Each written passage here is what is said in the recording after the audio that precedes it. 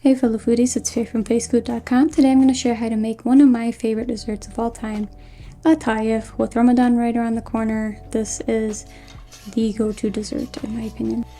Alright, so the first part that we're going to do for this dessert is the Attar, which is the simple syrup that goes on top of it and adds the sweetness. So typical simple syrup is usually a 1-to-1 ratio.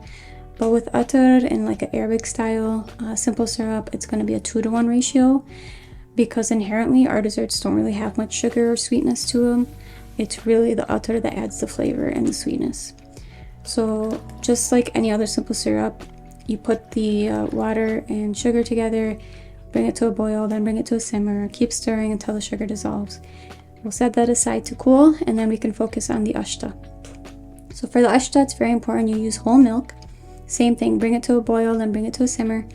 And you want to cook this until it reaches 165. And once it hits 165, you can pour in all your vinegar. And you may think, hey, I'm doing something wrong, with like it looks broken. But trust me, this is normal and this is what we want.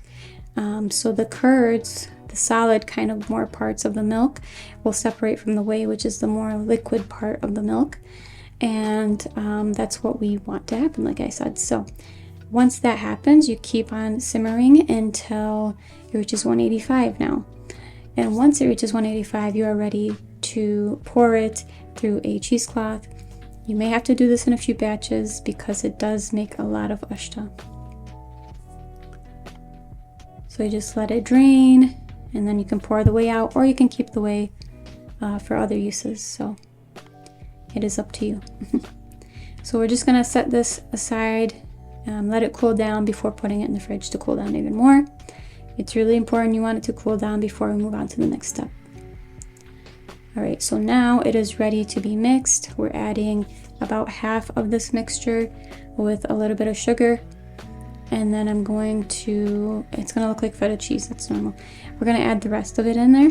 And then we're going to slowly pour in the mawarid and mazahed, the orange blossom water and the rose water.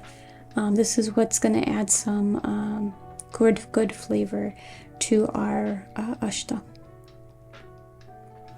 And of course we added some sugar for some sweetness. Now do taste it, please. This is how I like ashta. This is the sweetness level I like, and the rose water orange blossom level I like. So taste it, adjust if you need to, okay?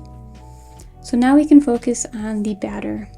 So if you're using instant dried yeast, this is the process you're going to follow on the video. If you're using active dry yeast, which is all they had at the store at the time when I wrote my recipe and was recipe testing, then you would do it the way that I have it written on the blog. So it's just two different processes, but you will get the same results.